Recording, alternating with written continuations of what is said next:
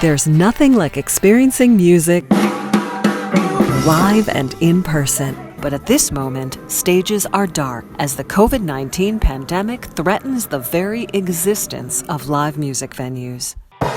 On Destination Live Music Comeback Road, we're going inside some of West Michigan's favorite music spots to discover their rich histories, take a look behind the scenes, hear how the pandemic is affecting them, and how you, the fans, can show your support.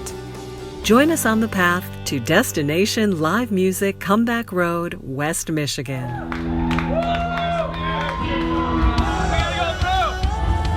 The fact that I can do 343 shows a year, in my venue and have them pretty well received all the way around,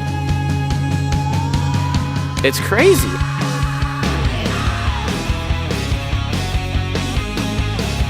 My name's Scott Hammontree. I'm the operating partner here at the intersection. I'm also the talent buyer and the general manager. We're located in downtown Grand Rapids. We moved down here in 2003.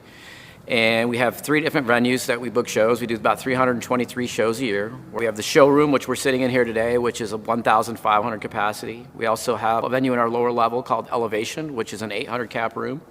And then right when you walk in the front door, we have a 400 cap room called the Stash. Things that I think kind of make the intersection special, the sight lines. I mean, there's no really barriers for sight. When you're talking about booking bands at the intersection, I primarily do the bulk of it, but I also have a strong team of people. And what makes us unique, what makes us so successful is the different people that contribute to the whole talent buying process. We're constantly trying to be in tune with what's being streamed, what's being downloaded, what's charting, what's living underground, where are these kids going? Because they're going to predict a trend for us, like Post Malone. Yeah, we heard about Post Malone, but we maybe weren't totally dialed into how big he really was.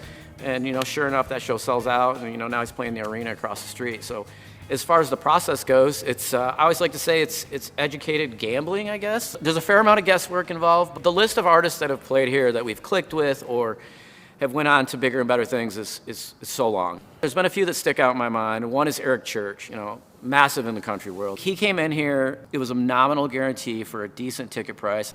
He wanted to be the country act that started to tour the rock clubs, because that's kind of where he lived, that's kind of his sound. Came in, did a great show, loved the room, loved the way it sounds. His tour manager was awesome, we're gonna come back. Came back the next time, a little bump in the guarantee, a little bump in the ticket price, and I think we did like 1,100, And then finally he came in, I think it was his 3rd or 4th play, and we sold out. He still talks about the intersection to this day. He always remembers us and gives us tons of love. That to me is the most glaring example of somebody that never forgot what he built here. If I could get a couple of those every week, then we're doing our job. When I come down from my office, see how everybody's doing, and I see people just having the time of their life to whatever's on stage, the chills on my arm, my whole body gets, reacts to that, because that's what everybody else is doing. So that's the ultimate joy for me. When we first came realistic about the fact that we were going to have to close, I think it was March 12th. My assistant and I are kind of watching the coronavirus map that John Hopkins had put out, and we're like, is this going to get here? Once the news started hitting that it was definitely in the United States and that people were starting to get it, and then other localities started shutting down shows, I can remember being in my office and a group was outside of my office, because we use it as a dressing room sometimes, and they were just like, we got to go home. Like, this is it. This is our last show. Maybe this won't be as bad as they're saying, or it could be worse. So super devastating, disheartening. Like, I don't know any other way to put it. It's like everything you've been working so hard for, to have that all just stop. For us, then it became my staff. I had to furlough all my staff.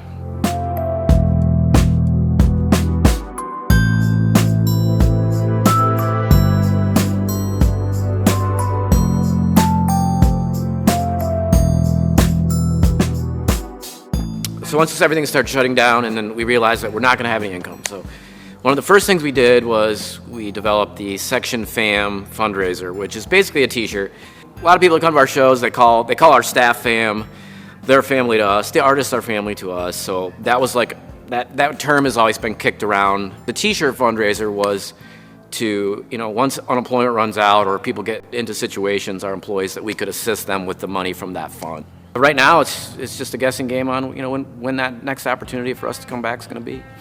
Keep our business going. My partner and I are just focused on, luckily, we're been pretty smart planning and preparing, and we're not sucking every last bit of cash out of this place because we always want to improve it. We spent $100,000 for an outdoor roof that we didn't really get to use.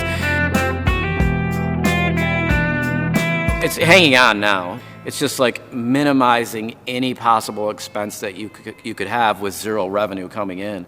So in terms of support, at the current time, I'm spending 100% of my time lobbying the federal government with other members, other venues around the country for meaningful legislation that will let our businesses stay open while they're closed and get to the other side of this pandemic. As of right now, there is no aid package that's designated for venues specifically. I became aware of NIVA, the National Independent Venue Association. There's now 3,000 members.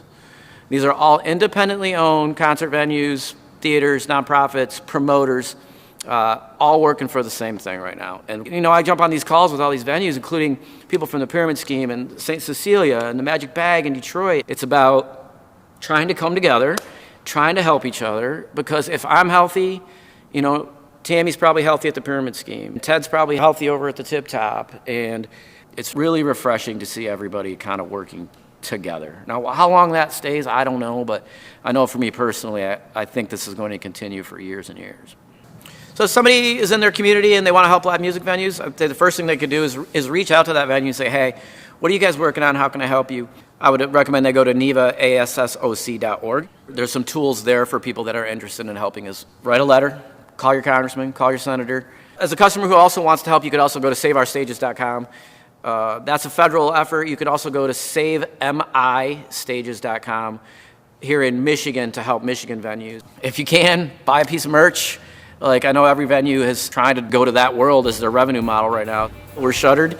We need the federal government, the state government, the county government, somebody to help us out. So if it means something to you, reach out.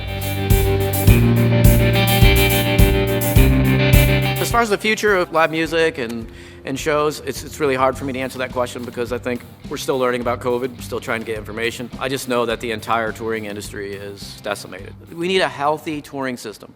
If you can't tour in Detroit and Chicago and Cleveland and Cincinnati and Indianapolis and Minneapolis, they're not going to come to Grand Rapids. These artists need to have venues open all around the country so they can tour and tour properly and pay for their tour. I'm holding hope that we're back in business sometime next summer, and I say that just my own personal opinion. I feel like if we get a vaccine in the first part of the year or late this year, it takes them some months to get it out, then people will feel comfortable coming back out to concerts.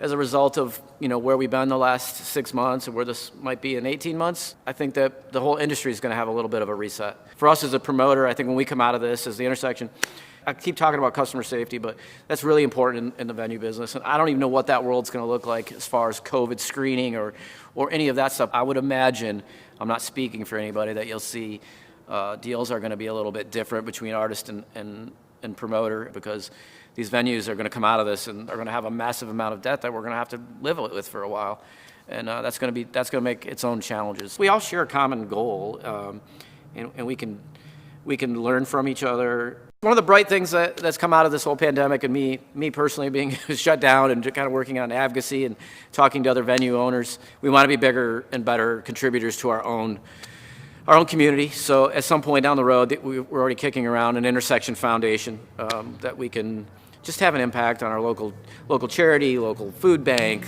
local musician alliance, whatever we find is appropriate, but kind of a place for all that to live, kind of get back a little bit more than we have in the past. I'm always shocked at Grand Rapids and West Michigan.